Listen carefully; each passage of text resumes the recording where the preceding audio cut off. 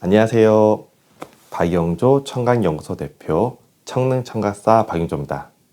이번 영상은 청각장애 진단 재심사 자료 보완이 나오는 이유와 근본적인 해결책이 필요한 부분을 설명하는 영상입니다. 청각장애 진단을 받는 대부분의 이유는 바로 보청기 국가지원금 111만 원을 받기 위해서입니다. 한쪽 귀 40dB, 반대측 귀 80dB의 편측성 난청 청각장애 6급, 60dB에서 80dB의 난청 청각장애 5급, 4급, 80dB 이상의 난청 청각장애 3급, 2급. 현재는 경증 심하지 않는 심한 청각장애로 나뉘고 있습니다. 쉽게 설명해서 양측 청력이 60dB 이상의 난청이 있어야 청각장애 등록이 된다는 것이죠. 이비인후과 병원에서 청각장애인 검사를 받고 주민센터에 제출했는데 재심사 자료 보완이 들어오는 경우가 있습니다.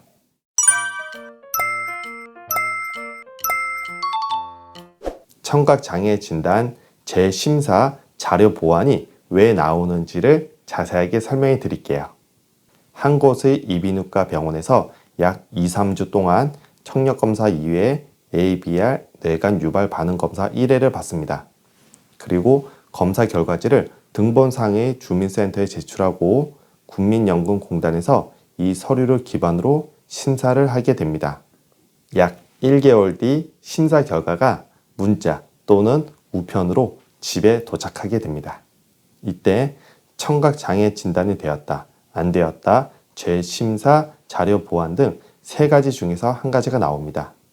재심사 자료 보완이 나오는 이유는 2가지로 볼 수 있습니다. 첫 번째, 검사 결과의 신뢰도가 떨어지기 때문. 두 번째, 청각장애 진단 검사 전까지의 이비인후과 청력검사 및 진료 내역이 없기 때문.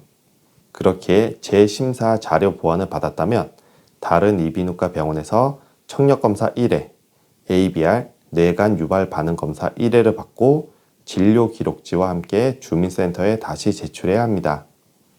이때 ABR 대신 ASSR 청성 지속 반응 검사를 받는 경우도 있습니다.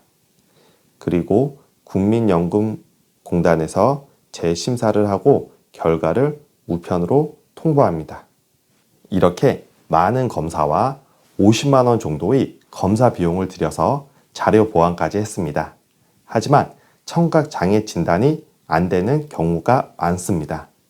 그 이유는 사람마다 다르지만 대부분 두 병원의 청력검사 결과의 차이가 제법 있고 청각장애 진단의 기준에 적합하지 않기 때문입니다. 제가 생각했을 때 가장 정확하게 청각장애 진단 검사를 받는 것은 처음 병원에서 청력검사를 받아서 청각장애 기준에 부합한다면 6개월 뒤에 같은 병원에서 청력검사를 받고서 청각장애 진단 서류를 주민센터에 제출하는 것입니다. 6개월 후 청력검사 결과가 동일하게 나왔다면 국민연금공단에서 심사를 할 때도 신뢰도를 높게 보기 때문에 한 번에 청각장애 진단을 등록할 수 있습니다. 다만 이렇게 진행한다면 약 7개월 후에나 청각장애 진단을 받게 되므로 보청기 구입 및 착용은 8개월 정도 소요됩니다. 너무 오래 걸리기 때문에 현실적으로 쉽지 않은 방법입니다. 약 7년 전에는 이런 자료 보완이 없었습니다. 왜 이런 현상이 발생했냐면 청각장애인 검사의 신뢰성 때문입니다. 거짓으로 청력검사를 받아서 보청기 국가지원금을 받는 사람이 늘었기 때문이죠. 그럼 왜 갑자기 청력검사하는 사람이 늘었느냐? 2015년 전까지는 보청기 국가지원금이 34만 원이었습니다. 근데 2015년 후반부터는 131만 원으로 대폭 늘었죠. 131만 원 지원금으로 보청기를 구입하기 위해서 많은 난청이들이 청각장애인 검사를 시작했고 기준이 안 되지만 국가지원금을 받기 위해서 허위로 검사를 하는 사람들이 많이 늘어났습니다. 허위로 검사한 사람을 걸러내기 위해서 청각장애 진단 재심사 자료 보완이 생겨나게 되었죠. 국가에서 돈이 되는 정책이 나오면 이 정책을 악용하려는 사람과 단체들이 발생하기 나름입니다.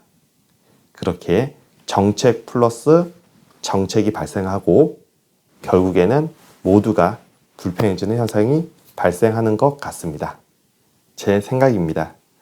청각장애 진단 검사는 신뢰도 있는 숙련되고 전문적인 검사자가 있는 병원에서 하는 것이 맞다고 생각합니다. 검사 시간은 더 걸릴 수 있지만 숙련되고 전문적인 검사자가 더 정확하게 객관적으로 청각장애 진단 검사를 할 수 있기 때문이라고 생각합니다. 돈이 걸려있는 정책에 이해관계가 얽히는 순간 눈먼 돈이 되어버리고 나라에 도둑들이 생겨날 수 있습니다. 결국은 국민 모두가 힘들어지게 되죠. 모두가 만족스러운 청각장애 진단 정책이 되기를 바랍니다. 이상으로 청각장애 진단 재심사 자료 보완이 나오는 이유에 대해서 자세하게 설명해 드렸습니다. 지금의 제 영상이 마음에 드시면 추천 버튼 눌러주시고요. 다른 영상이 궁금하시면 여기에 있는 구독 버튼을 눌러주세요. 다음에도 좋은 정보로 또 만날게요.